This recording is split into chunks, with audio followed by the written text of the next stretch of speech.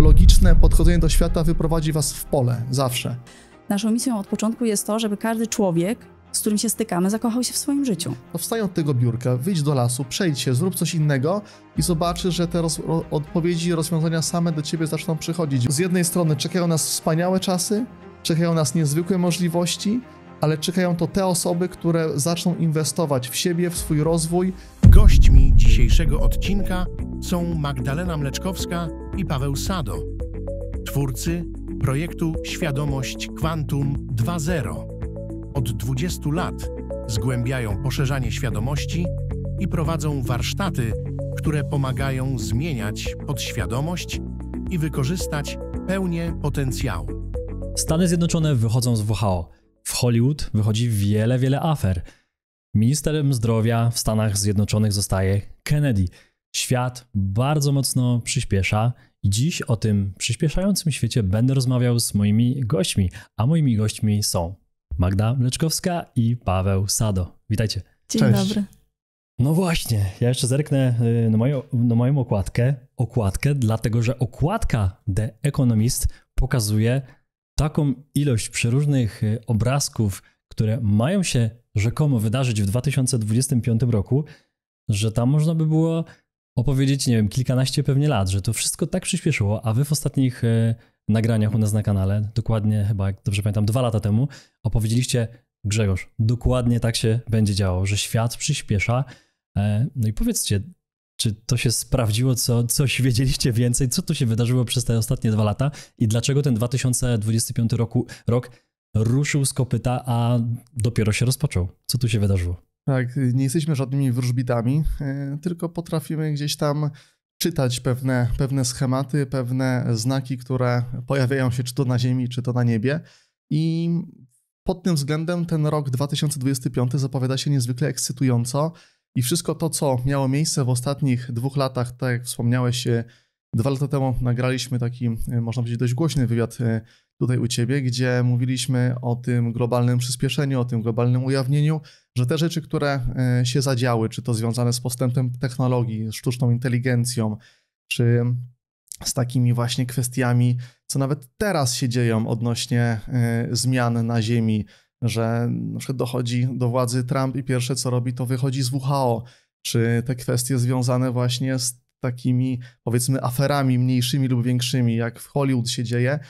Wszystko to, co stare, wszystkie te kwestie oparte, stare zasady oparte na, powiedzmy, jakimś fałszu, jakiejś nieprawdzie, jakimś zakłamaniu, będą musiały się zmienić, bo w tej energii, przy tym ustawieniu też planet, przy tej całej energii Ziemi, jaka teraz na Ziemi panuje, te stare schematy nie mogą się dłużej utrzymać, więc to, co się będzie musiało zadziać, to można powiedzieć, na zgliszczach tego starego świata powstanie nowy i to może się zadziać dla każdego w inny sposób, w sensie nasz sposób, w jaki sposób będziemy reagowali na te sytuacje, czy będziemy zaskoczeni nimi, wtedy możemy łatwo wejść w lęk i w trwogę, czy będziemy w stanie przewidzieć to, co się będzie działało, co się będzie zadziewało w najbliższym czasie, co pozwoli nam z jednej strony przygotować się przede wszystkim emocjonalnie, a z drugiej strony przejść z tego trybu reagowania na to, co się wydarza, w tryb kreowania, w tryb tworzenia, w tryb wybierania dla siebie najlepszych rozwiązań. To może zadam jeszcze pytanie, jak jesteśmy na samym początku tego właśnie 25, jak w 23 wspominaliście w naszym filmie, że to się wydarzy. Dlaczego to się wydarzyło akurat teraz? Wspominałem, że na okładce Economist pojawił się m.in. Saturn się tam pojawił. U góry, jak dobrze pamiętam, na godzinie 12 jest Saturn. Wspominaliście właśnie że ostatnio, że ten układ planet w 24, w 25 jest wyjątkowy. Kasia Szewczyk na filmach też o tym mówiła, że układ tych bardzo dużych planet będzie miał wpływ na nas i możemy w to nie wierzyć, możemy się z tego śmiać, ale najbliższe lata, które przed nami, właśnie 24-5, to odczujemy. Jaką wy macie w tym temacie wiedzę? Dlaczego to jest akurat teraz, 24, 25 i mówicie też, że to przyspiesza, że tych rzeczy po prostu będzie więcej, że ta prawda będzie wychodzić, że te afery, że to zło też będzie wychodzić, po prostu się to będzie, niektórzy mówią, świat się będzie czyścił. Dlaczego to jest teraz, w tych czasach? Dlaczego to przeżywamy? Tak, z mojej perspektywy to nie jest jedyny determinant tego, co się zadziewa, ale ten układ planet chociażby, o którym wspomniałeś, jest takim dodatkowym wyzwalaczem. Trochę tak jakbyśmy dolewali oliwy do ognia, czyli ten płomień będzie jeszcze bardziej, będzie po prostu płonął i wszystko, co związane właśnie z podnoszącą się energią, sprowadza nas do tego, że to, co do tej pory nam nie służyło, będzie musiało się przetransformować w coś, co jest dla nas korzystne i mimo, że te zmiany mogą się wydawać niekomfortowe dla niektórych mogą być zbyt szybkie, to jest proces, którego już nie możemy zatrzymać i możemy się na to przygotować, możemy się do tego zestroić, można powiedzieć, z tym procesem. I tak jak w 2023 mieliśmy tą erę wodnika, przez wielu określaną, że wchodzimy w tą erę wodnika, która właśnie jest taką erą duchowości, erą postępu, erą zmian, ta era też mamy w tym roku, mamy dwa takie też fajne wydarzenia. Jedno jest już w marcu, to jest Neptun, który wchodzi w znak Barana, oraz w lipcu mamy Uran wchodzący w znak Bliźniąt i to też pokazują nam historycznie, to są na przykład ostatni raz, kiedy mieliśmy do czynienia z takim wejściem na przykład Urana do Bliźniąt, to były lata drugiej rewolucji przemysłowej. Więc to są pewne schematy, pewne wzory, które się nieustannie powtarzają. Jeżeli nauczymy się je czytać, jeżeli zobaczymy, że mamy takie dodatkowe wsparcie, dodatkowe pchnięcie nas w tą stronę, my lubimy o tym mówić, że to jest taki powrót do siebie koniec końców. Niejako wymuszony, niejako wspomagany przez różne zjawiska astrologiczne, to co się dzieje na Ziemi, rezonans Schumana, wybuchy na Słońcu, to gdzieś tam wszystko można powiedzieć wrzucić do jednego worka i koniec końców ma z naszej perspektywy doprowadzić nas do tego, żebyśmy więcej zaczęli skupiać uwagi na tym, co się dzieje wewnątrz nas, nie na tym, co na zewnątrz, bo jeżeli będziemy cały czas skupiali się na tym, co na zewnątrz, to będziemy dodatkowo zasilali te zjawiska. A można powiedzieć, że ten tak zwany system, w którym jesteśmy, on się tym karmi, on tym żyje i cały czas będzie nam podsyłał różne rodzaju historie, różnego rodzaju globalne wydarzenia, które będą dla nas okazją do tego, że albo to zasilić i wzmocnić, albo przekierować tą energię do siebie i zobaczyć, co ja w takim razie mogę tu dla siebie zrobić, jak mogę stworzyć jeszcze lepsze życie, jak mogę stworzyć jeszcze piękniejsze relacje w swoim życiu, jeszcze czy to kwestie związane z prowadzeniem firmy, z finansami, z relacjami, ze swoim zdrowiem. To wszystko mamy teraz możliwość wyboru. O ile kiedyś byliśmy mniej lub bardziej pod ten system podłączeni, to teraz mamy szansę zobaczenia tego systemu z całkiem innej perspektywy i wykorzystania go do tego, żebyśmy zaczęli po prostu piękniej żyć. Jeżeli chcesz znacząco podnieść jakość swojego życia, mieć więcej lekkości, więcej radości, więcej energii, motywacji, działać z odwagą, podejmować lepsze decyzje, to zapraszamy Cię na bezpłatne szkolenia, które odbędą się we czwartki o godzinie 20. Będziemy tam mówić, jak uwalniać traumy, jak podnieść swój poziom świadomości, jak tworzyć nowe przekonania, które będą tworzyć Twoją lepszą rzeczywistość. Zapisz się teraz, zarezerwuj swoje miejsce klikając w link pod spodem i widzimy się w czwartek o 20. Do zobaczenia. Cześć. Pytanie, jak sobie poradzić z całą tą ilością właśnie tych zewnętrznych czynników, tych wiadomości ze świata zmieniającego się, no bo z jednej strony ktoś powie, no ten film również jest jakimś bodźcem, który nam powie o zmianach, które się pojawiły. Nasz widz jeden czy drugi mówi, a ja nie wiedziałem na przykład o tym, że to się wydarzyło i film Kusza sprawił, że to jest dodatkowy bodziec do mojego życia, a Paweł mówi, że ja mam się nie interesować tym, co na zewnątrz, tym, co w Stanach. Może ja się nie interesuję Trumpem i po co mi Trump, skoro mieszkam w Polsce. Więc pytanie, jakie działania na co dzień robić, żeby właśnie bardziej patrzeć w głąb siebie, żeby zająć się sobą, to co wspomniałeś, bo w tych czasach tych bodźców zewnętrznych, tych wiadomości, tych triggerów, jak niektórzy nazywają, które odpalają nam negatywne emocje, no bo co z tego, że Trump został prezydentem, co z tego, że Chińczycy wymyślili nową aplikację do sztucznej inteligencji, ja mogę z tego skorzystać, tylko część ludzi reaguje na każdą z tych informacji negatywnie, że to doprowadzi do tego, to doprowadzi do tego, to doprowadzi do wojny handlowej. Często te informacje nie są nawet neutralne, tylko są po prostu z góry wpisane w mainstreamowe wiadomości jako coś złego, że za tym pójdzie jakaś zła energia, zła emocja, jakaś kontra gospodarcza. że przeważnie są to złe informacje. Jak my powinniśmy reagować? No bo co, zniknąć całkowicie ze świata informacji, bo tego jest tak dużo, to przyspieszyło. Więc pytanie, jak w praktyce trochę się wyciszyć, ale też nie być jakimś takim nomadem, uciec do lasu i nic nie widzieć o świecie, no bo chyba to jest znowu zbyt duża skrajność w drugą stronę. Jak wy to robicie w praktyce może? Że jesteście spokojni tacy. Możemy oczywiście powiedzieć, przestań obserwować internet albo wyłączę aplikację Facebooka na telefonie. Ja na przykład nie mam apki Facebooka, bo stwierdziłam, że zajmuje mi za dużo miejsca, a bardzo rzadko do niej zaglądałam. Tak? Możemy komuś tak poradzić, ale czy to zastosuje albo czy łatwo mu będzie to zastosować? Jeżeli ktoś jest w mainstreamowych informacjach, ktoś lubi śledzić, lubi mieć pod kontrolą różne rzeczy, to raczej tego nie zrobi. Ale w człowieku zaczyna się pojawiać taka naturalna tendencja do szukania spokoju i wybierania tych informacji, które raczej tworzą entuzjazm, tworzą dobre samopoczucie, tworzą klarowność myśli, tak? I taki balans wewnętrzny.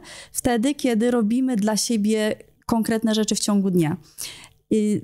Wrócę jeszcze do tego oczyszczania się ziemi, od którego zacząłeś, tak? Tak. Wyjście z WHO, inne osoby na stanowiskach, gdzie się podejmuje decyzje, które mają wpływ na zdrowie, na wybór sposobów leczenia i tak dalej. Te zjawiska powstały teraz, bo mamy wspierające okoliczności, tak? Ten układ planet, o którym wspominaliście. To stworzyła się taka przestrzeń, która energetycznie pozwala nam zobaczyć więcej, pozwala nam dokonywać innych wyborów. I właśnie dobrze jest w tych czasach nie tylko obserwować, co się dzieje, tak? Kto jest prezydentem, kto piastuje jakie stanowiska albo jakie afery są, tylko też wyciągać wnioski dla siebie. To, co się dzieje na zewnątrz, w świecie materialnym, jest odzwierciedleniem świata energetycznego. To już mówiliśmy o tym wielokrotnie, tak, że istnieje tutaj świat fizyczny, który widzimy, taki namacalny, i też świat energetyczny, którego większość osób nie widzi. Chociażby nasze myśli, chociażby nasze emocje. I świat materialny jest w stanie odzwierciedlić tylko to, co jest zapisane w matrycy energetycznej. Jeżeli mamy tę informację, jeżeli mamy tę wiedzę, to obserwując to, co się dzieje na świecie, też możemy wyciągnąć wniosek, że większość ludzi zaczyna myśleć o lepszych sposobach na życie, tak? Jest bardziej świadoma, jeżeli chodzi o swoje zdrowie, jeżeli chodzi o to, co je, jeżeli chodzi o poruszanie swoim ciałem, o oczyszczanie swojego ciała itd., itd. Dlatego na zewnątrz widzimy takie zjawiska, takie zmiany. Więc ogromny plus, tutaj wszystkim można przybić piątkę, bo to znaczy, że globalnie nasza świadomość wzrasta. Tak? I teraz nie zatrzymując się, co możemy zrobić dalej, żeby coraz więcej osób w ten sposób się czuło, bo zdajemy sobie sprawę, że od czasów, kiedy pozamykali nas w domach, coraz więcej osób zaczyna właśnie szukać sposobów na to, jak żyć spokojnie, jak się wyciszyć. Tak? Niektórzy korzystają z medytacji, inni z jogi, ktoś inny czyta książki, chodzi na szkolenia, cokolwiek to jest, ale co daje nam taką mądrość wewnętrzną, że ja dokonuję lepszych wyborów dla siebie. My bardzo często korzystamy z takiego porównania, żeby działać inteligentnie. Tak? To już nie chodzi o nawet stosowanie konkretnych praktyk, ale żeby wybierać te praktyki, które dają mi więcej. Więcej energii, więcej spokoju, więcej radości, więcej korzystania z życia, bo to możemy robić. Tak? I to, co daje nam takiej jakości, to jest zajęcie się swoją sferą duchową. To na pewno. Ostatnio zastanawialiśmy się, jak pomóc ludziom, w ogóle naszą misją. Odkąd zaczęliśmy pracować 4 lat temu na warsztatach, w internecie, dzielić się swoją wiedzą. Naszą misją od początku jest to, żeby każdy człowiek, z którym się stykamy, zakochał się w swoim życiu. Żeby tak komuś pomóc, tak komuś asystować, że on wie dokładnie, co robić, to, co się opłaca. To, co przynosi właśnie tę lepszą jakość życia. I istnieje wiele dróg do tego. Tak? Jak patrzymy na to, co jest powszechnie znane. Tak? Ktoś się będzie modlić, ktoś się będzie gimnastykować, ktoś będzie medytować i tak dalej. Co przynosi największą korzyść i co przynosi mi najwięcej spokoju. Wspólnym mianownikiem do tego wszystkiego jest duchowość. Bo duchowość to jest stan, w którym obserwujemy bez oceniania. Stan, w którym nie siedzimy w naszym intelekcie ale działamy, wybierając to, co jest najbardziej korzystne dla nas. I tutaj bym się zatrzymała na razie, tak? To jest taka świadoma obserwacja bez potrzeby oceniania, ale z działaniem, z aktywnym działaniem, a nie z intelektualizowaniem. Wiele osób mówi, chce się zmienić, chce korzystać z różnych rzeczy i zostaje w tym, tak? I właśnie wchodzi na internet, włącza telewizję, widzi, Trump został prezydentem. Jeden będzie miał opinię, fajnie, wreszcie coś się zmienia, a drugi będzie miał po prostu przerażenie, no to teraz będzie źle, no to teraz nie są w WHO, no to teraz te same trendy pewnie wejdą do Polski, albo zaraz zakażą szczepionek, zaraz zakażą lekarstw i tak dalej, tak? I wszyscy poumieramy. Więc co mi się bardziej opłaca? Co przynosi mi więcej spokoju? Pierwsza rzecz to jest zrozumienie właśnie tego świata energii i jak on wpływa na świat materii. Mi to przyniosło bardzo dużo lekkości. Tak jak widzimy, każda osoba, z którą pracujemy, kiedy zaczynamy wchodzić w te zasady, jakie panują w świecie energii, to każdemu taki ciężar schodzi z barków. Bo pierwsza rzecz, to co czuję w środku, tak energetycznie powiedzmy, będzie się manifestowało na zewnątrz. To, w jaki sposób rozmawiam ze sobą, to, jakie emocje odczuwam, to, jakie myśli tworzę, determinuje efekt na zewnątrz. Kiedy skupimy się na wyborze myśli, które ja bym chciała mieć w ciągu dnia, kiedy skupimy się na wyborze emocji, które ja bym chciała mieć w ciągu dnia, co jest związane na przykład ze znaczeniem, jakie nadajemy. Tak? Jeżeli wybieram znaczenie Trump u władzy, fatalnie, koniec świata, po prostu cały świat płonie, tak? Będę widziała więcej sytuacji, którym będę nadawała takie znaczenie i w rezultacie będę odczuwać jeszcze więcej frustracji, tragedii, złości, nieszczęścia. Ale kiedy patrzę na coś bez oceniania, mówię, okej, to jest trend, to jest pewnego rodzaju wzór, który już się powtarzał w historii, który już się powtarzał w kosmosie. Mogę po prostu zamiast projektować, czy się frustrować, czy denerwować i projektować więcej frustracji w sobie, albo nawet się cieszyć i radować. Tak, jest super, ale ekstra, idziemy w dobrym kierunku, tak? Chociaż ta opcja jest dużo lepsza. Mogę bez takiej intelektualnej analizy tylko obserwować i wyciągać wnioski. Czyli co mogę teraz zrobić, żeby mi się żyło jeszcze lepiej? Okej. Są takie trendy, żeby wybierać naturoterapię, albo może nie wybierać, ale pozwalać ludziom na dokonanie wyboru, czy chcę wziąć tabletkę, czy chcę wypić zioła, tak? Czy po prostu chcę pójść medytować na trawie w ogródku.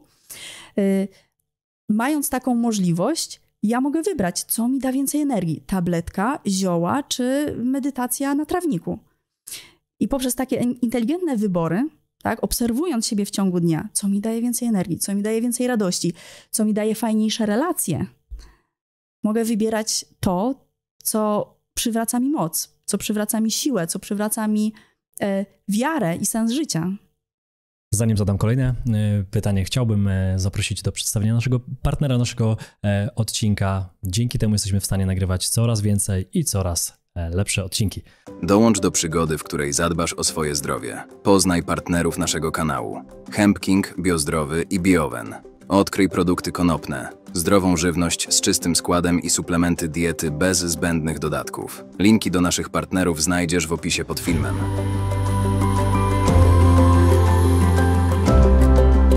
Kolejne pytanie jest takie, w zasadzie takie podsumowanie tego, co powiedziałaś, Magda. Spodobało mi się to, bo ja też, można powiedzieć, w mojej głowie to praktykuję to, że to my jako społeczeństwo, jako ludzie w Polsce, w Europie i na świecie mamy realnie moc i to władza walczy o naszą świadomość przez media, przez właśnie też generowanie strachu najczęściej, no bo przecież w tych wiadomościach nie ma pozytywnych wiadomości, a mogłyby być, albo mogłyby być chociaż takie neutralne wiadomości, że ani się nie udało, ale jest, wiecie, jakby pokój, jest chociaż podpisana umowa jakaś pokojowa, nawet takich informacji nie ma. Skupiono się już na całkowitym straszeniu każdą kolejną informacją. Tak myślę, że od 20 lat, tak od czasów World Trade Center po prostu zauważono, że to działa.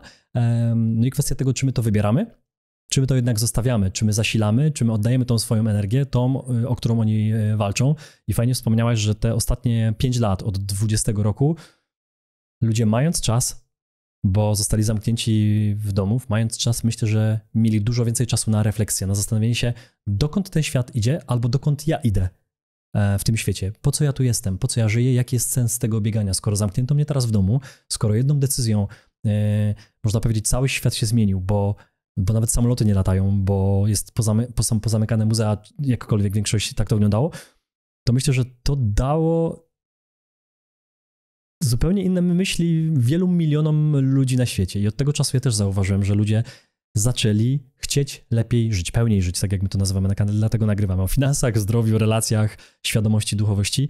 To jest bardzo ciekawe, co podsumowałaś, żebyśmy zrozumieli, że ta moc jest w nas, że jak i tak myślimy, i tak zużywamy energię do tworzenia myśli, no to dlaczego to ma być negatywna myśl? Pomyślmy chociaż neutralnie, jeśli jesteśmy w tej złej, czarnej, albo pozytywnie. Wiesz, myślę, że to może nie być aż takie proste, szczególnie do tych malkontentów, którzy czytają te wszystkie negatywne i oni mówią, ale to się nie da, ja muszę wszystko wiedzieć, bo nie będę na bieżąco ze światem. Więc myślę, że chociaż przejść z tej negatywnej do tej neutralnej, a potem kolejnym elementem jest wejście w pozytywne myślenie, to co wspominasz, że i tak myślę, i tak tworzę myśl. Dlaczego ja mam skupiać się na tym, co się wydarzyło w Stanach? No, to jest tylko informacja. Trump został prezydentem, kropka, bez oceniania.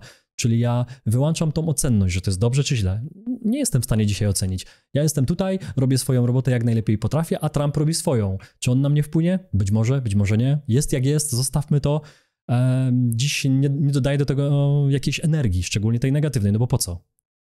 Paweł, widziałem, że się wyrywałeś zdecydowanie. Jestem zwarty i gotowy na to, żeby ten temat gdzieś jeszcze przedstawić ze swojej perspektywy. W pierwszej kolejności można powiedzieć, system jest bardzo prosty, w którym my żyjemy i on nie ma tutaj potrzeby gdzieś zgłębiać się, nie jest to fizyka kwantowa. Za każdym razem, kiedy powstaje jakiś taki news, który jest gdzieś tam nacechowany negatywnie. Negatywna energia ogólnie jest bardzo silną energią, więc tak jak tutaj już od dłuższego czasu też wspominamy, system tak naprawdę karmi się naszą energią, więc wszędzie tam, gdzie skupia naszą energię, bardzo prosto to wytłumaczyć na podstawie też social mediów, jak one działają, bo to co na górze, to i na dole. Można powiedzieć, wszystko można by ubrać tutaj w matematyczny wzorzec. I w momencie, kiedy my zaczynamy oglądać określone filmiki na YouTubie, no to YouTube będzie nam tego więcej podsyłał. Jeżeli na Facebooku zatrzymamy swoją uwagę na kilka minut dłużej na jakimś poście, to przeskrolujemy tablicę dalej i będziemy mieli same posty związane z tą tematyką i dokładnie tak samo działa to, jak my reagujemy na dane sytuacje, bo to, o czym Magda wspomniała o duchowości. Duchowość to nie jest tylko, wiecie, różowe okulary, tylko uśmiechanie się i że teraz... Tak, że to wszystko musi być teraz pozytywnie, tylko to jest odczuwanie wszystkich emocji, jakie są, te, które nazywamy jako pozytywne i te, które nazywamy jako negatywne, ale to jest ten moment takiego trochę tak stanięcia z boku i tego wyboru świadomego, na czym ja chcę teraz się skupiać, co wniesie więcej wartości do mojego życia, co wniesie więcej wartości do życia moich bliskich, co wniesie więcej wartości do moich decyzji biznesowych, co wniesie więcej wartości dla mojego ciała, do mojego zdrowia. I wtedy mam przez chwilę, jeżeli się zatrzymam, jeżeli nie wejdę w tryb reakcji, bo nasz umysł uwielbia karmić się informacją, dlatego mamy takie to poczucie, że muszę wszystko wiedzieć. Bo umysł ogólnie czuje się bardzo niebezpiecznie. Jego główną zasadą jest to, żeby trzymał nas przy życiu i doskonale się z tego wywiązuje. Ale jeżeli chodzi o kwestie związane z kreowaniem, z tworzeniem nowych rzeczy, no to on nie pomaga nam w niczym. On zna jedynie to, co jest do teraz i wstecz, to, co się wydarzyło, więc działa na zasadach algorytmów walki albo ucieczki i on lubi wiedzieć, co się dzieje. Bo taki ma tryb, tak jest skonstruowany i warto tak na niego patrzeć i wykorzystywać to jako narzędzie, a nie jako takie nasze centrum dowodzenia, bo naukowcy już stwierdzili, i czy to w trakcie badań HeartMath Institute ze Stanów Zjednoczonych, czy innych badań ze Stanów, gdzie naukowcy dowodzą i pokazują, że nasze serce ma tak samo złożony układ nerwowy, że znajduje się tam 40 000 neuronów, takich jak w mózgu, i mamy w tym momencie, można by mieć dylemat, to czy ta przestrzeń naszego serca, czy to nie ona tak naprawdę zarządza nami, albo czy nie ona może zarządzać nami, tym bardziej, że nasze serce wytwarza najsilniejsze pole elektromagnetyczne, które może mieć wpływ na nasze emocje, na nasze zachowania, na nasze odczucia. To ja bym powiedziała, że to nie jest dylemat, tylko znowu możliwość wyboru, bo jeżeli, Grzegorz, powiedziałeś, ktoś mówi, muszę wiedzieć, muszę obserwować, potrzebuję wiedzieć, to znaczy, że właśnie siedzi w głowie i tworzy opinię, tworzy jakieś punkty widzenia, tworzy jakieś strategie, tak? Ale to jest wszystko intelektualna praca. System czy zjawiska występujące w systemie, w Matrixie, podtrzymują się energią, tak? Mówimy, że karmimy Matrixa, czy karmimy system energią, ale to jest paliwo. Tak jak samochód, żeby jechał, potrzebuje benzyny. Dzisiaj są standardowy samochód. Tak samo tutaj te konstrukty, które się pojawiają w świecie tak zwanym rzeczywistym, potrzebują zasilenia energetycznego. I największe konstrukty, najbardziej trwałe konstrukty to są takie, które mają i zwolenników, i przeciwników. Więc po prostu potrzebuje energia skądś płynąć, tak? Dlatego mówiliśmy o tej duchowości jako o procesie czy stanie, w którym nie tworzymy zbędnie opinii, tak? Raczej obserwujemy, a nie siedzimy w intelekcie, w umyśle i tworzymy specjalnie jakieś historie, dopowiadając, czym to jest, czym to nie jest.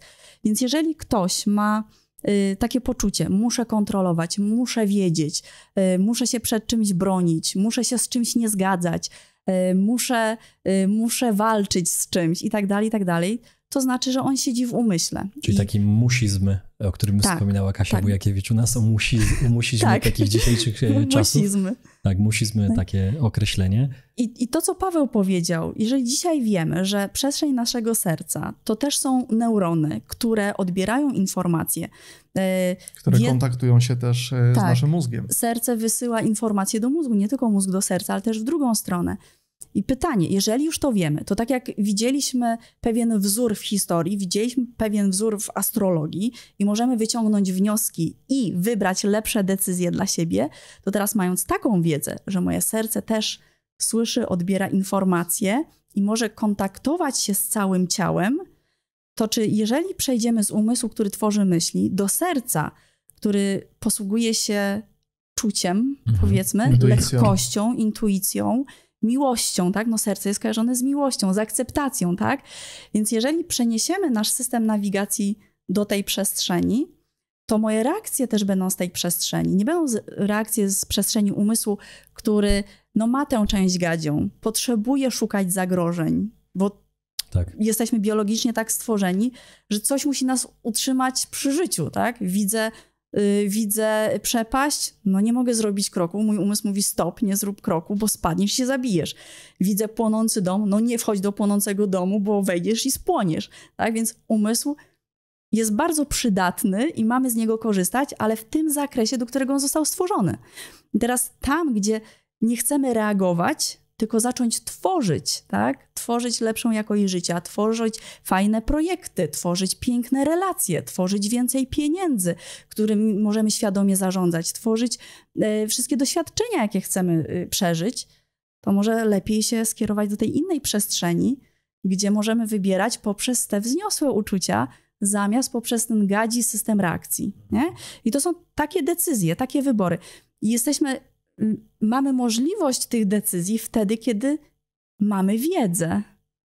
Oczywiście sama wiedza, same informacje nie wystarczają do tego, żeby podjąć decyzję. Ale są początkiem, bo jeżeli ja wiem, że za rogiem jest sklep, w którym sprzedają chleb, to nie muszę siedzieć w domu i się martwić, że nie mam chleba i teraz wszyscy umrzemy z głodu. Wiem, że za rogiem, ja go nie widzę, ale wiem, że za rogiem jest piekarnia.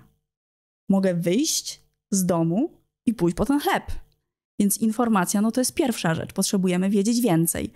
Druga rzecz, żeby podjąć decyzję, potrzebujemy mieć trochę więcej energii niż mamy. My się często posługujemy skalą świadomości Hawkinsa. Dla tych, którzy widzą to pierwszy raz, dr Hawkins zrobił niesamowite badania na potężnej grupie ludzi, też rozszerzył je z czasem na całą ludzkość, bo energetycznie jest to możliwe, gdzie badał jakie są jakości w umysłach ludzkich, w ciałach energetycznych ludzkich też, i jak interpretujemy rzeczywistość, czyli jaka jest nasza świadomość. Tak? Bo świadomość to jest sposób reakcji na to, co się wydarza na zewnątrz. Jeżeli reaguję złością, walką, niezgodą, to jest niska świadomość, bo ja nie rozumiem, że za rogiem jest piekarnia. Ale jeżeli reaguję z akceptacją, ze spokojem, czyli ta moja duchowość się rozwija, tak? Z akceptacją, ze spokojem, z radością, no to moja świadomość jest większa. Wiem, że za rogiem jest piekarnia. Tak? I teraz potrzebujemy wznieść się trochę energetycznie, wznieść swoją świadomość, czyli tak, mamy informacje, podnosimy poziom swojej energii. Na wiele sposobów możemy to zrobić. Ostatnio robiliśmy wyzwanie 5-dniowe. No właśnie tu miało moje pytanie paść, że warto wznieść się energetycznie, żeby być wyżej w tej skali Hawkinsa. Tak. Tylko jak to zrobić w praktyce? Szczególnie pytanie do tych, którzy nas oglądają i są pierwszy raz na takim filmie i mówią, no ale ja się boję. Na przykład ktoś mówi, ja się boję, się obawiam, może mam dzieci, może finanse nie wystarczają, Oczywiście. może relacje i mówi, nigdy tego nie spotkałem. Jak to zrobić, żeby być na tych wyższych szczeblach skali Hawkinsa, żeby mieć tą wiedzę, że ten sklep tam jest, tam mieć akceptację, mieć tą wdzięczność, że żyjemy w kraju ze wszystkim, z możliwościami, zrozumieć, że mentalność obfitości istnieje, że mamy ręce, nogi w większości. Mówię o ludziach, którzy naprawdę mają, a często robią problem z tego, że szukają problemów, a szukają problemów w rozwiązaniach, tak jak to ostatnio nazwałem. Więc pytam już konkretnie o rozwiązania, żeby wyjść z tych najniższych stanów skali Hawkinsa wyżej. Ja bym tak może powiedział z innej perspektywy, że to nie te osoby szukają, nie one się skupiają na tych negatywnych rzeczach, tylko ich umysł. I bym oddzielił utożsamianie się ze swoim umysłem, bo nie jesteśmy swoim umysłem. I dopóki będziemy się utożsamiali ze swoim umysłem, to zawsze będziemy szukali tych negatywnych rzeczy, zawsze będziemy szukali dziury w całym, zawsze się będziemy nie zgadzali, zawsze będziemy walczyli z systemem, a systemowi tak naprawdę jest obojętne, czy my się z nim zgadzamy, czy nie. Bo tak czy siak nasza energia idzie w tym kierunku, więc tak jak Magda wspomniała, najwięcej energii idzie w tych momentach, kiedy jedne osoby są za, a drugie są przeciw. I jest super.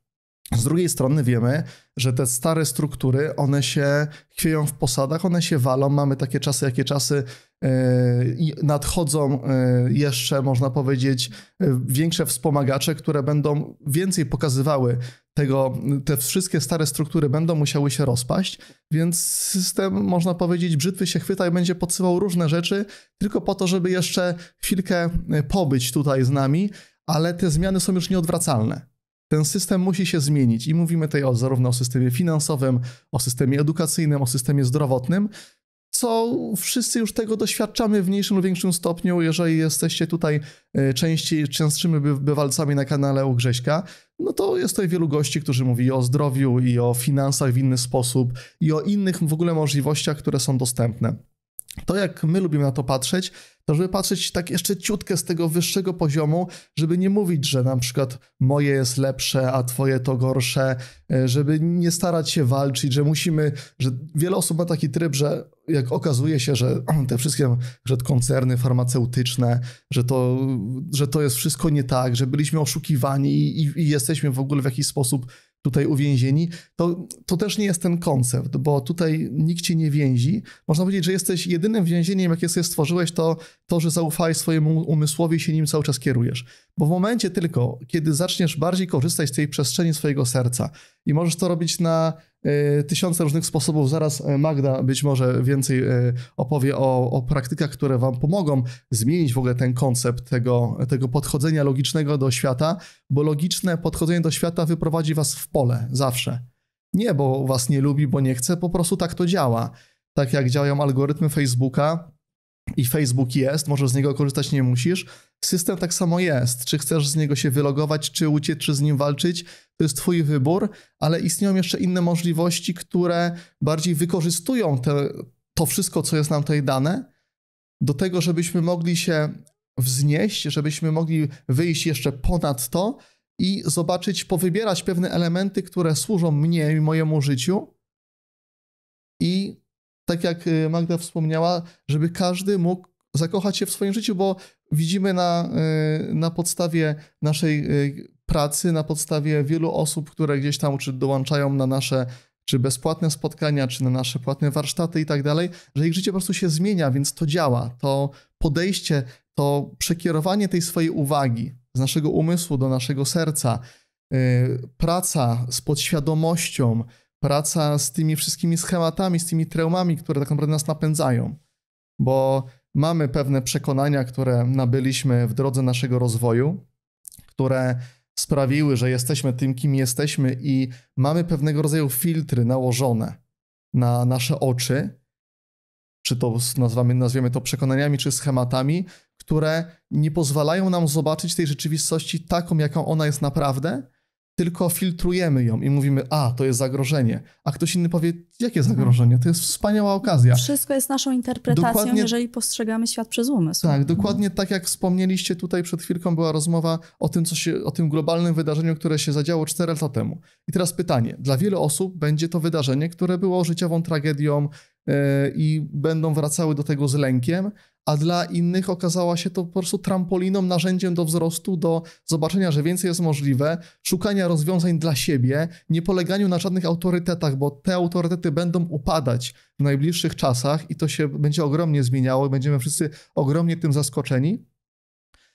Powstaną nowi liderzy, powstanie, można powiedzieć w pewnym sensie, nowy świat, stworzony bardziej przez ludzi świadomych i te nasze drogi, te nasze wybory też mogą nas doprowadzić do tego piękniejszego życia.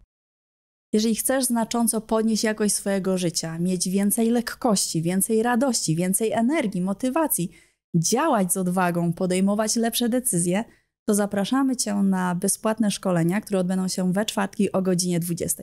Będziemy tam mówić, jak uwalniać traumy, jak podnieść swój poziom świadomości, jak tworzyć nowe przekonania, które będą tworzyć Twoją lepszą rzeczywistość. Zapisz się teraz, zarezerwuj swoje miejsce klikając w link pod spodem i widzimy się w czwartek o 20. Do zobaczenia. Cześć.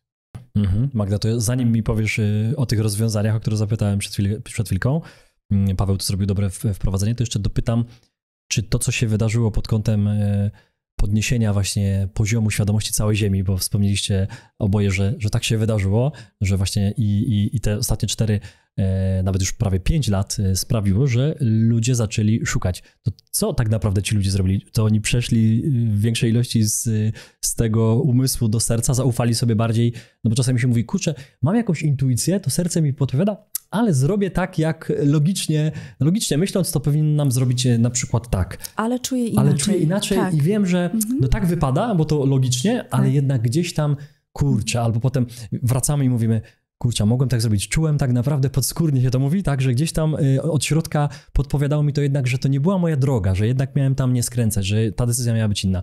Więc o to chodzi, że ludzie w tym czasie zrozumieli, że to serce może być tym naszym drugim mózgiem? Może właśnie bardziej intuicyjnie, tak? Bo oczywiście my tu mówimy drugi mózg albo co konkretnie zrobić, ale tak praktycznie. Spójrzmy tak praktycznie. Nie? Co najprawdopodobniej zaistniało, znaczy jak ja to widzę, jak ja to widzę. W momencie, kiedy zostaliśmy oddzieleni od innych, zaczęliśmy się przyglądać sobie. Mniej bodźców naokoło, tak? Bo już nie wychodzę do baru na piwko, już nie spotykam się ze znajomymi, nie jadę na wycieczkę i tak dalej, nie siedzę w pracy, w biurze, gdzie jest ciągle chaos, deadline'y, maile, klienci i tak dalej. Więc zaczyna się robić więcej ciszy wokół. I ta cisza wokół też zachęca mnie do tego, żeby we mnie też pojawiła się cisza, tak? Oczywiście wiadomo, że najpierw energia, potem materia. Nasze oko tego nie widzi. Więc już była tendencja, już było gdzieś tam przygotowywanie się do takich czasów, do takich trendów, do takiego kolejnego przełomu, jak różne rewolucje, które się działy w przeszłości. Więc tak, stworzyliśmy sobie te okoliczności. Kosmos nam to pokazał. Zamknęliśmy się w domach. Pozwoliliśmy sobie na to, żeby nie korzystać z innych rozwiązań, tylko wyciszyć się. Bo nie mówiliśmy o tym, po co tu jesteśmy, skąd się tu wzięliśmy i że to też jest każdego z nas wybór, że urodziliśmy się w danym miejscu, w danych czasach, w danej rodzinie, w danej przestrzeni geograficznej. I te wszystkie koordynaty pozwoliły stworzyć Magdę. Te wszystkie koordynaty pozwoliły stworzyć Grześka, stworzyć Pawła i doświadczyć życia, które mogły się wydarzyć właśnie tylko w tych okolicznościach. Tak? Czyli mam ten zestaw traum, ten zestaw doświadczeń, ten zestaw wspierających przekonań, ten zestaw ograniczających przekonań. I też wybraliśmy czasy, w których do tych największych minionych wydarzeń żyliśmy w ciągłym biegu, pędzie, byliśmy skierowani na zewnątrz, przebodźcowani i nagle zamykamy się, zmieniamy narrację, zmieniamy scenariusz, zmieniamy okoliczności. Tak?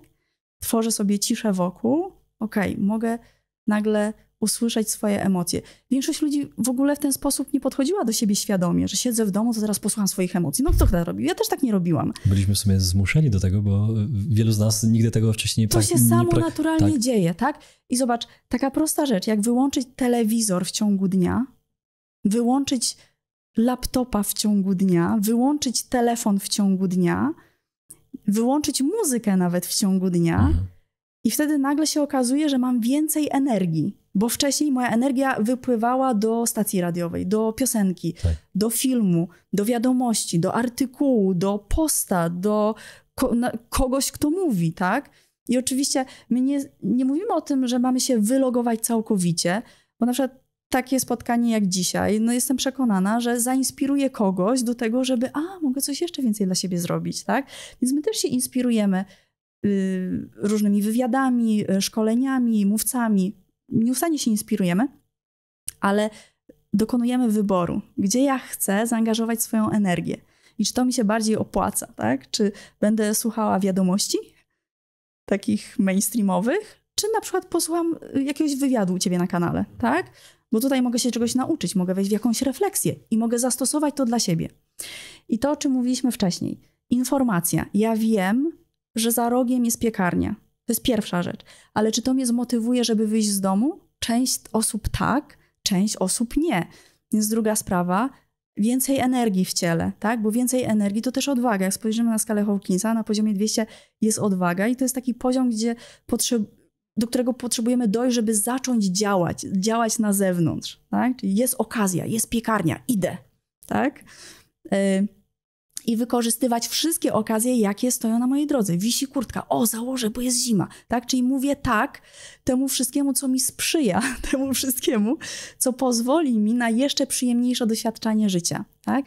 W jaki sposób możemy podnieść swoją energię? No właśnie, pierwsze nie wytracając jej, czyli nie zasilając swoją energią głupot, tak? Czyli tego, co mi nie służy, tego, co tworzy więcej myśli takich oceniających, więcej jakiejś walki wewnętrznej, więcej oporu do czegoś, tak? A jeżeli już coś wybieramy w mediach, no to coś optymistycznego, coś, co mnie rozwija, coś, co mi daje korzyść. Po prostu inteligentne działanie. Druga rzecz, dbając o swoje ciało fizyczne, tak? Ja na przykład dzisiaj wiem, że warto się oczyścić z metali ciężkich, ale czy to robię? Tak? Wiem, że opłaca się ćwiczyć, ale czy to robię? Wiem, że warto się suplementować, ale czy to robię? Jeżeli mam wystarczająco dużo informacji i połączę to z tym, jaką korzyść mi to naprawdę da, to wtedy zrobię pierwszy krok. Czy pierwszy krok jest komfortowy? Nie. Bardzo niekomfortowy. Ale czy 10. krok będzie komfortowy? Oczywiście, że tak. To tak jak z nauką pisania. Kto z was pamięta, jak uczyliśmy się pisać w podstawówce? Czy było przyjemnie? No i dla mnie to była trauma. Koślawo. Dla mnie to była trauma i ciągle źle i pisz więcej i tam tata stojący nade mną i on ma dobre intencje, bo chce, żebym nauczyła się pisać, a ja płaczę nad zeszytem. Mówię, nie chcę, ale po tygodniu piszę świetnie, a teraz po kilkudziesięciu latach piszę fantastycznie, tak? No wiadomo, że jak czegoś nie używamy, to zanika i przerzucamy się z długopisu na komputer, po 10 latach już znowu zaczynamy krzywo pisać, tak? Więc regularność, stosowanie codziennie tego, co mi daje energię, ruch ciała, nawet chociażby picie więcej wody, tak? Medytacja, no my jesteśmy fanami prawdziwej medytacji, czyli nie takiej, gdzie ktoś cię prowadzi swoim głosem, bo znowu w tym kierunku ucieka wtedy twoja energia, tylko wykonywanie tego procesu samemu ze sobą. Teraz dla wszystkich, którzy mówią, że medytacja jest trudna albo nudna, albo że ci kiedykolwiek nie wyszła. Medytacji nie chodzi o to, żeby nie myśleć. Ja kiedyś tak usłyszałem i byłem zły na siebie, że podczas medytacji moje myśli uciekały. Tak, no większość osób tak myśli. Nie nadaje się do medytacji, nie będę korzystać z medytacji, bo ciągle myślę i mam natłok myśli. Umysł myśli, to jest jego funkcja. Jak myśli, to ja sobie przybijam piątkę i mówię, fantastycznie, działa. Tak? Więc medytacja nie polega na wyciszeniu umysłu. Medytacja to jest po prostu bycia samemu ze sobą. Tak jak byliśmy podczas pandemii na przykład.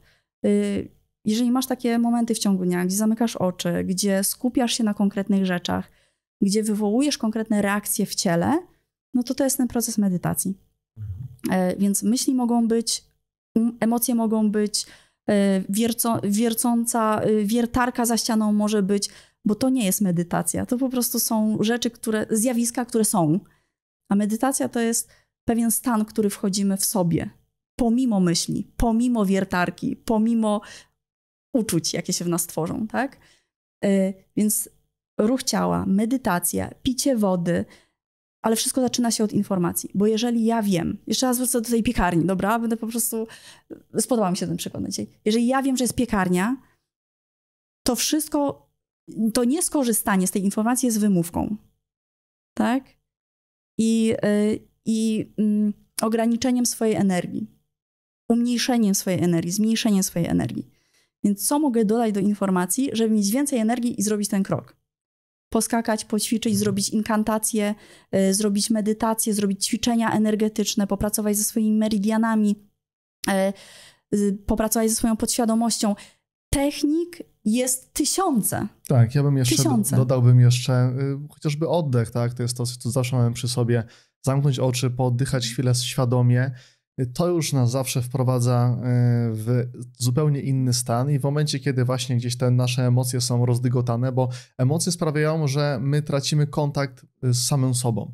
A w momencie, kiedy zanurzymy się w tym oddechu, albo jak mówimy, że nie umiemy świadomie oddychać, to jedną z takich prostszych technik, które wymusza dla osób, które nie mówią, nie medytuję, nie umiem oddychać i dla mnie to nie jest to wejście do zimnej wody, morsowanie.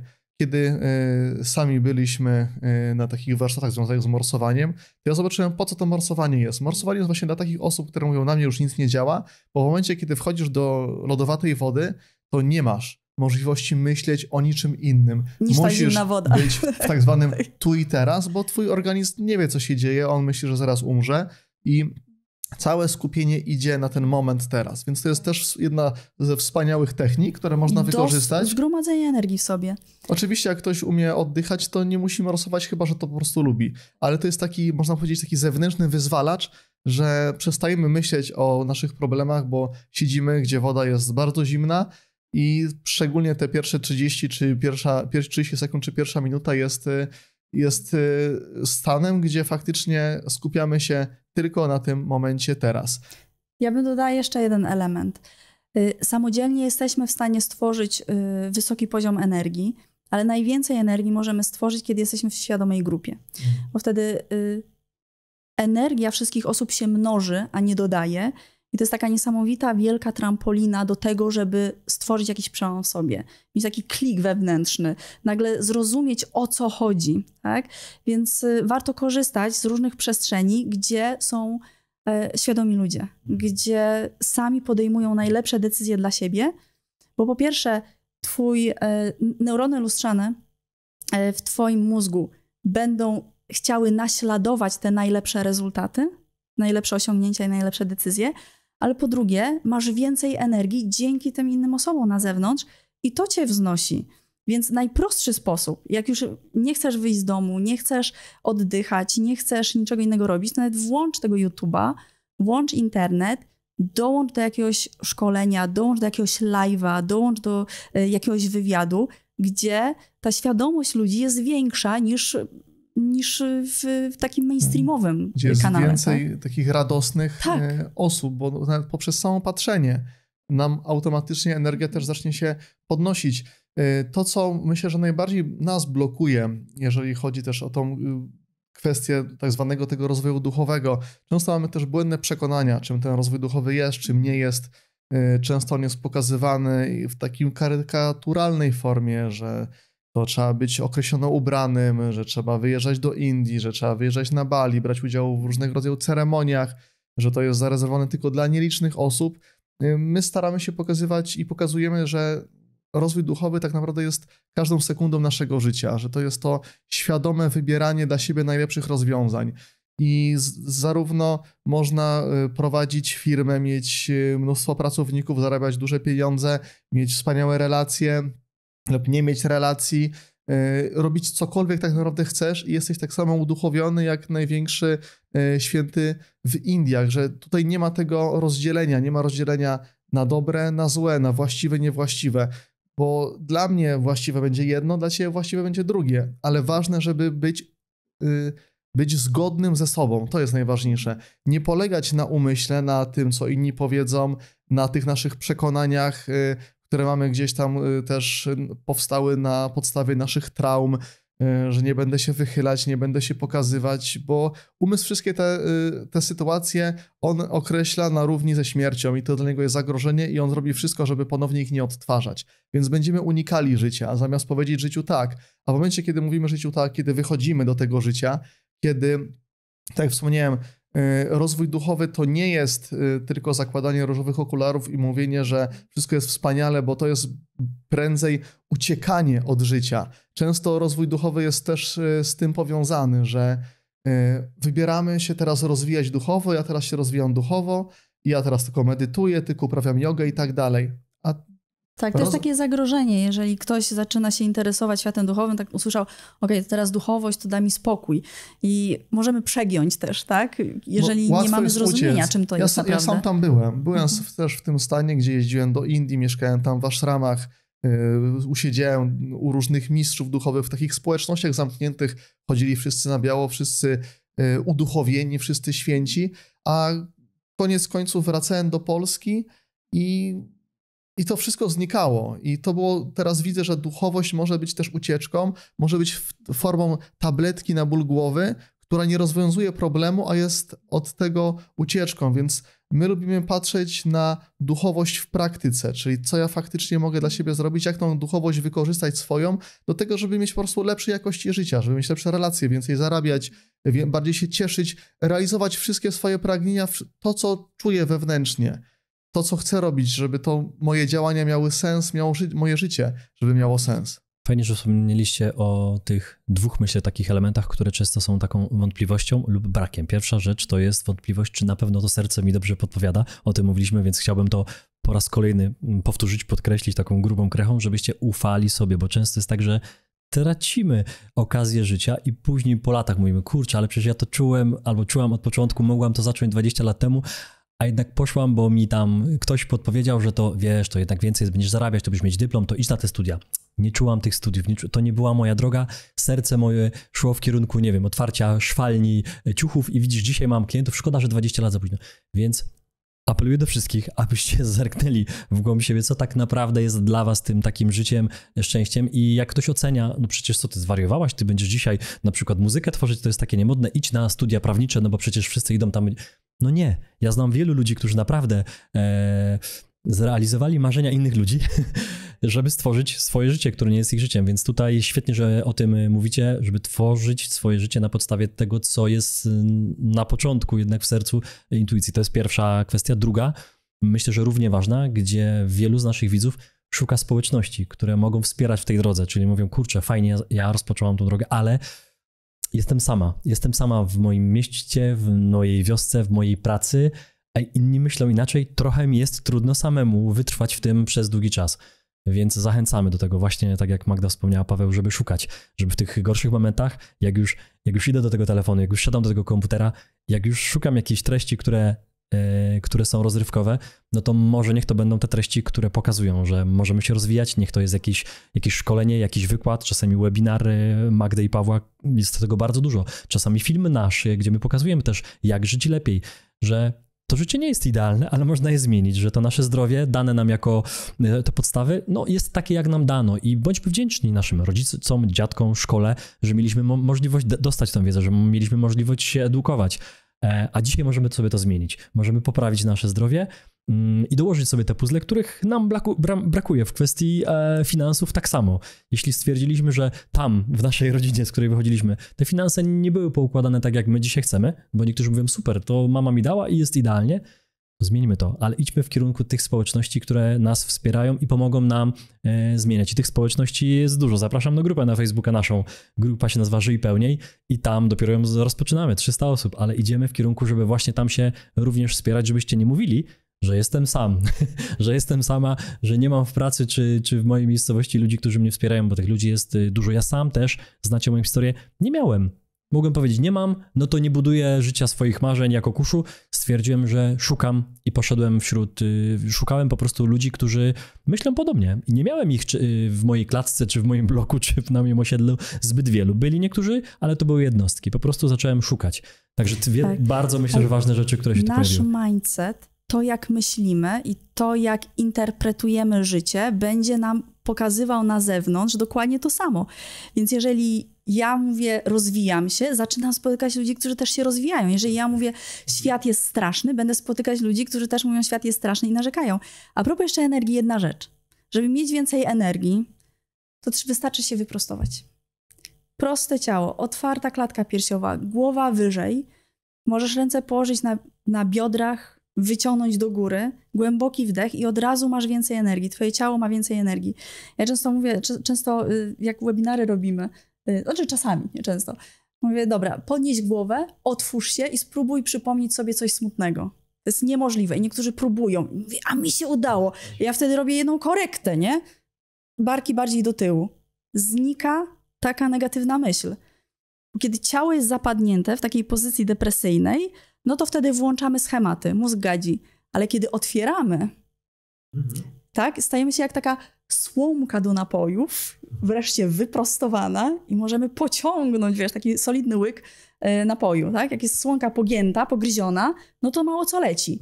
Ale jak my jesteśmy wyprostowani, to wtedy nasze meridiany, kanały przepływu energii wreszcie mogą przepuścić energię przez nasze ciało i to może być nawet prosty element, który każdy może stworzyć. Ja ostatnio, wiecie co zrobiłem? To ktoś mi podpowiedział prostą rzecz związaną z tym, że jeśli pracujesz kilka godzin każdego dnia w biurze, przy komputerze, jeśli nie masz na przykład tam biurka stojącego, ja jeszcze nie mam, jakoś nie umiem się do tego jeszcze tak przełamać. Bo jeszcze nie znalazłeś tej korzyści, która jest dla ciebie najważniejsza. Dokładnie tak, dokładnie tak. Znaczy myślę, że muszę jeszcze popracować z kręgosłupem, bo wiem, że długa praca na stojąco, kiedyś jak przy biurku pracowałem, to po prostu jakiś tam ból w niektórych miejscach jest i to jest jeszcze do naprawienia, ale podpowiedziajkę dostałem takie rozwiązanie, kup sobie trampolinę malutką. Ona jest metr na metr, jak dobrze pamiętam, bardzo mała, więc na początku zareagowałem, no nie mam tyle miejsca, w tym biurze już nie zmieszczę. I ktoś od razu dał mi odpowiedź, bo to było jedno z elementów, które ludzi blokowało, no nie ma miejsca, metr na metr. Myślę, że ona kosztowała 150 zł, czyli też myślę, że każdego stać. I wstań z tego biurka, nie idź po kolejną kawę, która teoretycznie macie rozbudzić, dać ci energię, tylko wstań przed jakimś live'em, przed nagraniem i poskacz sobie 3 do 5 minut. Nie wierzyłem w to, ale to jest taka petarda.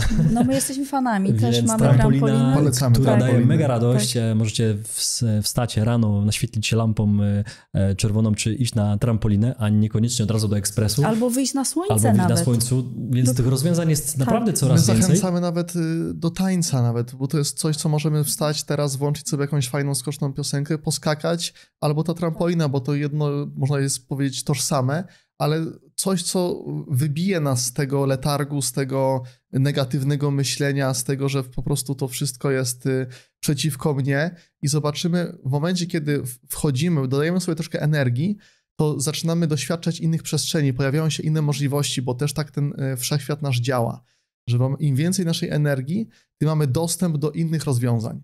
I kiedy siedzimy w dziurze, to nazywamy te wszystkie stany na skali poziomu świadomości poniżej poziomu 200, to wtedy jesteśmy w dziurze i widzimy tylko dziurę. Widzimy dziurę, że jesteśmy w studni czy w dziurze. No, nie ma rozwiązań dla mnie. Próbowałem już wszystkiego, jestem beznadziejnym przypadkiem, to się nie uda.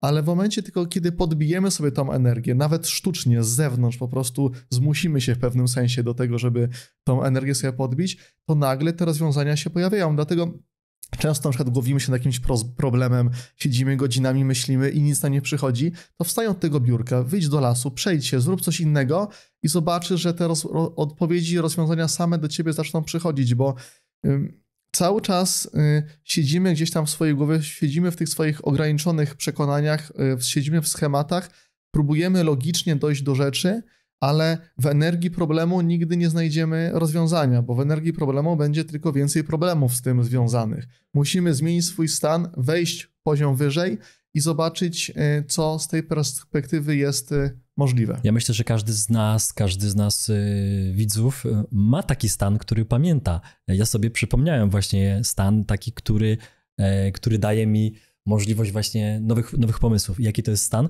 To jest stan, kiedy idę pod prysznic, ale taki, że leje się akurat ten prysznic z góry na głowę.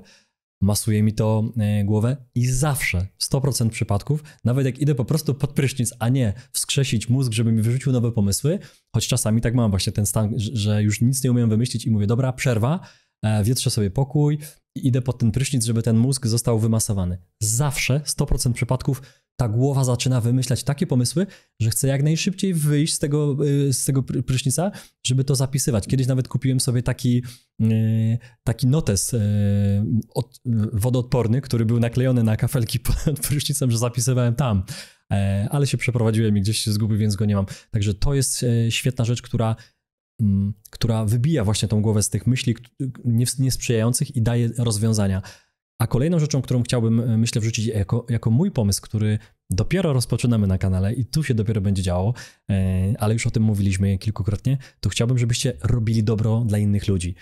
Tak zwana prosta akcja podaj dalej, czyli naprawdę proste rzeczy. Jeśli jedziecie, nie wiem, do paczkomatu, wyciągacie paczkę i macie tam już pustą skrzynkę, zostawcie tam jakiś mały prezencik dla tego kuriera, który ciężko pracuje i on się nie spodziewa tego.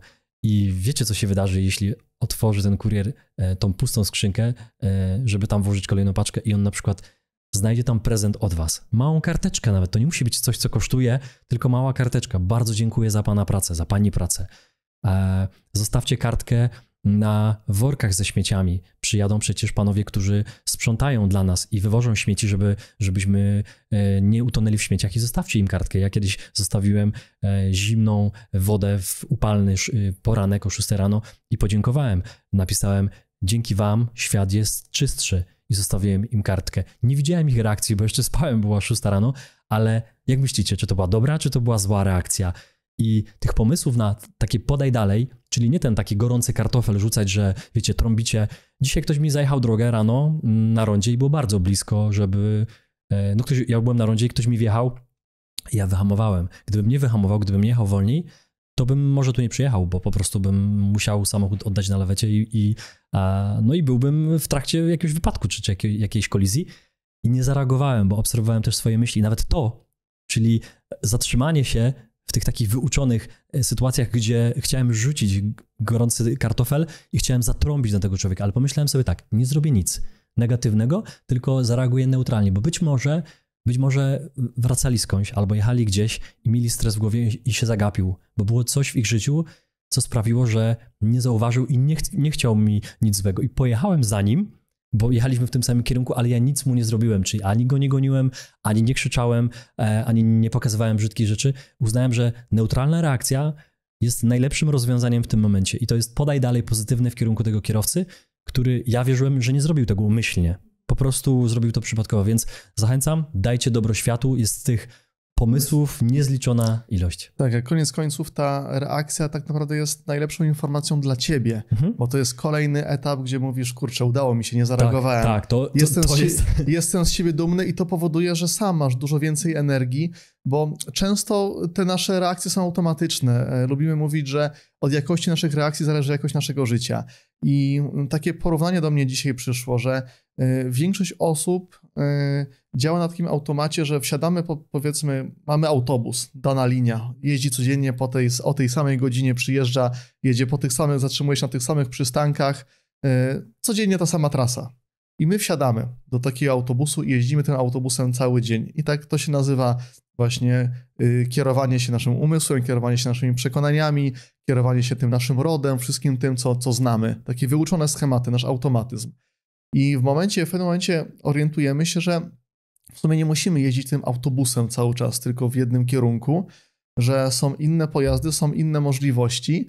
Zaczynamy się dowiadywać, zaczynamy się uczyć. Mówię, kurczę, może zrobię sobie prawo jazdy. To nasze prawo jazdy to są właśnie różne filmiki na YouTubie, różne książki przeczytane, różne warsztaty, kursy porobione i w pewnym momencie otrzymujemy to prawo jazdy. I mówię, teraz mogę wziąć stery w swoje ręce i zacząć... Tak, wiem co działa, co nie działa. Wiem co działa. Jestem przygotowany. Mogę jechać tak? tam, gdzie ja chcę, tam, gdzie ja naprawdę chcę, a nie gdzie ten autobus mnie zawiezie, bo autobus jeździ, kupę osób wsiada, często te same osoby i wszyscy sobie tym autobusem wesoło jeździmy całe życie.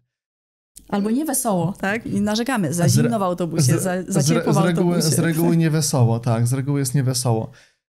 W momencie, kiedy mamy to prawo jazdy nasze, ta nasza wiedza, to tylko jest połowa sukcesu, bo mnóstwo osób ma wiedzę, wie co ma robić, wie co ma jeść, wie jak ma ćwiczyć, wie jak ma reagować, ale mimo wszystko nie robi tego, bo mówi, a to trudne, a to jutro, bo znowu włączają nam się te schematy nasze, które nas trzymają, ten opór przed zmianą, przed poszerzeniem tej naszej strefy komfortu. Więc drugim takim etapem jest, nawet jak mamy już prawo jazdy, mamy swój samochód, żeby do tego samochodu wsiąść, potrzebne jest działanie, bo samochód potrzebuje kierowcy, on sam nie pojedzie. Więc siadamy do tego samochodu, ale często jeździmy za tym autobusem. Czyli mamy już wiedzę, mamy narzędzia, mamy samochód, ale w dalszym ciągu ze strachu przed tym, kurczę, jak skręcę w lewo, co się stanie, jak skręcę w prawo, co się stanie, dalej wybieramy tą trasę za autobusem, bo ją znamy, bo jest bezpieczna. Więc takim jeszcze wyższym poziomem, o którym my też lubimy mówić, które też pokazujemy na różnych naszych spotkaniach, jest to, żeby jak już mamy prawo jazdy, mamy ten samochód, żeby zacząć wybierać swoje ścieżki, nawet takie, które jeszcze nigdy wcześniej nie były dostępne w naszej rodzinie, w naszym rodzie, czy nikt z naszych znajomych tego jeszcze wcześniej nie robił, żeby tworzyć nowe swoje rozwiązania dla siebie, wybierać inaczej niż do tej pory wybieraliśmy i korzystać, bo jak z mojej perspektywy to jest ten wybór dróg bez cierpienia, że są łatwiejsze drogi dla nas, są krótsze drogi. Wiecie, czasami wbijamy w nawigację Google, mamy drogę pokazaną na przykład z Kielc do Katowic 2 godziny, ale są różne te drogi pokazane i w międzyczasie może ta droga się zmienić i mamy komunikat, istnieją szybsze trasy i my mamy dostęp do tych szybszych tras. Jeżeli podniesiemy swój poziom energii, jeżeli zmienimy swój stan świadomości, to mamy dostęp do szybszych tras, do szybszych rozwiązań. I o takim życiu mówimy, o życiu, gdzie nie trzeba walczyć o zasoby, nie trzeba walczyć o relacje, nie trzeba walczyć z nikim ani z niczym. Nie trzeba stawiać granic, o których tak często się wszędzie mówi. W ogóle temat granic, to może kiedyś się spotkamy i pogadamy o tym, ale zobaczcie jak to jest. Często mówimy, chcę żyć bez ograniczeń, a z drugiej strony to jest moja granica, nie przekraczaj jej. No to jak? Granica jest ograniczeniem dla mnie przede wszystkim. Więc jak żyć, żeby nie stawiając granic, realizować siebie w pełni, nie? I to są takie właśnie rzeczy, których możemy się nauczyć, interesując się swoją duchowością, interesując się pracą z energią i ze swoją podświadomością. I możemy się nauczyć takich prostych rzeczy, które działają, tak? Co zrobić z granicami, co zrobić ze swoimi takimi nieprzyjemnymi schematami, jak zmienić reakcje, tak? które we mnie wypalają, bo ty mając większą świadomość rozumiesz, że jest jakaś historia za tą osobą, która zajechała ci drogę. Tak? Ale większość ludzi zareaguje, prostak i...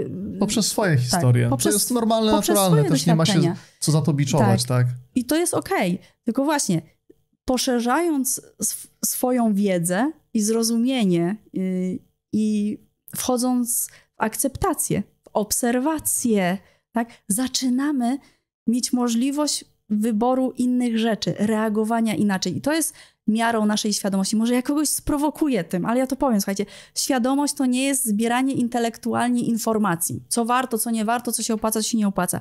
Ale to jest działanie.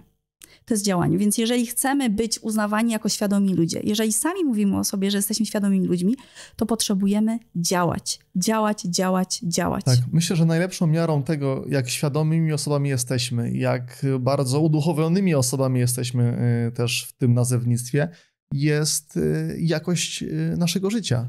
To, jakie mamy relacje, to, jakie mamy zdrowie, to pieniądze. Też nawet jakie mamy pieniądze, bo pieniądze są tylko energią, one nie są ani dobre, ani złe. Możemy, tak jak, wiesz, jak nóż, no można zrobić kupę dobrego z pieniędzmi, można zrobić też kupę złego, ale to my mamy ten wybór i jako świadome osoby będziemy raczej wybierali te rzeczy, które będą poszerzały nasze życie, poszerzały życie innych i będą dodaną wartością dla tego świata. I tak może już kończąc na sam koniec, to właśnie dla nas jest tym jest ta duchowość w praktyce. Czyli mamy prawo jazdy, ale korzystamy z tego prawa jazdy i wybieramy te ścieżki, te trasy, te drogi bez cierpienia, bo one są dla nas dostępne. A zwłaszcza teraz, przy tym układzie planet. Ten najbliższy rok i to, co się teraz będzie zadziewało, będzie wymagało na nas, bo szambo nieraz będzie wybijało, bo w momencie, kiedy nasze ciało chociażby chce się oczyścić, to co się dzieje? Mamy gorączkę, wychodzą nam różne rzeczy na twarzy i tak dalej. To jest naturalne, jak w momencie naturalnego procesu oczyszczania ciało zaczyna się po prostu uwalniać z różnych toksyn. Wątroba zrobi swoje. Tak, ale w skali globalnej działa to dosłownie tak samo. Nasza Ziemia, ta przestrzeń też potrzebuje się oczyścić z tych starych schematów, starych dogmatów, starych wierzeń, więc nie potrzebujemy żadnych religii, nie potrzebujemy mieć jakichś schematów, bo mamy tych schematów dość już w swoim życiu, którymi się do tej pory kierowaliśmy. Potrzeba zacząć reagować inaczej i wybierać inaczej. Wybierać świadomie, podnosić swoją energię, zmieniać swoją świadomość i korzystać z tego, co już wiemy, że jest możliwe. Bo z jednej strony czekają nas wspaniałe czasy, czekają nas niezwykłe możliwości, ale czekają to te osoby, które zaczną inwestować w siebie, w swój rozwój i dokonywać często niekomfortowych wyborów, ale wyborów, które będą ich przybliżały z jednej strony do tego, czego pragną, a z drugiej strony do samego siebie. Dokładnie tak. Paweł podsumował. Ostatnie zdanie Magda, tak? Bo widzę, że... Bądźmy świadomi i działajmy, tak? Działajmy. Bądźmy świadomi i działajmy. Myślę, że ja mogę podsumować w ten sposób, że poznałem zarówno tych, którzy przespali pandemię i czekali 2 lata na coś, co się wydarzy i coś, co im zmieni życie, bo dosłownie to są cytaty z nich, że czekaliśmy, że ktoś nam na coś pozwoli, a część, też takich znam wielu, wykorzystali ten deficyt, ten brak, tą sytuację i to była zarówno szansa, jak i zagrożenie. W zależności od tego, jak zrozumieli to ludzie, to albo zyskali, albo po prostu w stagnacji czekali na to, co się wydarzy. No i można powiedzieć, że trochę przespali ten czas, tak bym to podsumował. I dziś, w 2025, mentalność obfitości, myślę, że warto po raz kolejny sobie przypomnieć, że mamy niesamowite czasy, niesamowite możliwości, a rzeczy zawsze się będą działy. Zawsze będą nam wrzucali przeróżne informacje, przeróżne zmiany na świecie. Kwestia tego, co my z tym zrobimy, czy będziemy się skupiać na tych elementach zewnętrznych, czy wreszcie przyjdziemy do siebie i zaczniemy zmieniać swoje życie. Zachęcamy na kanale od lat do tego, żeby robić to drugie, czyli zmieniać swoje życie na lepsze. Widzę, że się wyrywacie, więc jeszcze ostatnie zdanie. Ostatnie zdanie. Po ostatnim zdaniu na zakończenie. Powiedziałeś o tym, niektórzy przesypiali, szansa, zagrożenie. Efekt końcowy jest taki, jaki my zdecydujemy. Ale nie zdecydujemy z poziomu intelektu, ale zdecydujemy z poziomu swojej energii, zdecydujemy z poziomu swojego przygotowania, że jesteśmy pionkiem, planszą i graczem. Więc jaki może być rezultat gry, kiedy ja to wiem, że jestem pionkiem, planszą i graczem i dbam o pionka, dbam o planszę, dbam o gracza i dbam o to, jak oni ze sobą współpracują. Więc efekt końcowy będzie zależeć od tego, kto wchodzi do gry, a nie od tego, jakie są okoliczności panujące. Fajna metafora. Więc jeżeli obejrzałeś ten film do końca, to wykorzystaj tą wiedzę i wiedz, że nigdy nie było lepszych czasów, żeby zacząć działać. Dokładnie tak. Zachęcam do aktywności, również tutaj pod tym filmem, również w tym, żeby ten film wysłać do ludzi, którzy być może jeszcze nie wykorzystują swojego potencjału, a jest takich ludzi jeszcze trochę. Ja mam takie marzenie, taką misję, bo sam zmieniłem to życie, a mogłem zostać w tym życiu smutnym, bo byłem w tym ciemnym autobusie i ciągle narzekałem. Myślę, że każdy z nas był przez kiedyś. tą zaszronioną szybę oceniałem świat, wszyscy byli źli, a ja nie działałem, mimo że miałem możliwości, bo już urodziłem się w świecie internetu, możliwości niesamowitych. Także do ciebie apeluję, zostaw jakiś komentarz, daj nam znać, co z tego filmu wyniosłeś, jak zmieniłeś swoje życie przez ostatnich 5 lat, bo to już 5 lat od 2020 minęło. Zobacz, ja zawsze mówię, czas robi swoje, a ty? Czas robi swoje, a my? Co my robimy? No właśnie zadaj sobie pytanie, co zrobiłeś, napisz coś dobrego w komentarzu, bo miło czytać dobre rzeczy, miło czytać o zmianach, które się dzieją, bo wiem, że dużo się tam dzieje u ciebie, bo często dajesz znać w komentarzu, mailem, także chętnie czytam te wiadomości. Wszystkiego dobrego w nowym roku, mimo że już trochę minęło, ale warto, nawet w maju można takie życzenia złożyć, bo dalej do końca roku jeszcze sporo czasu, żeby zmienić swoje życie na lepsze i tego tobie z całego serca życzę. Do zobaczenia, zmieniaj życie na lepsze. Dzięki bardzo, do zobaczenia. Do zobaczenia. Mam nadzieję, że ten film był dla ciebie wartościowy. Jeśli ci się spodobał, zostaw łapkę w górę, daj komentarz i subskrybuj nasz kanał, aby nie przegapić kolejnych materiałów. Dzięki, że jesteś z nami. Do zobaczenia w kolejnym odcinku.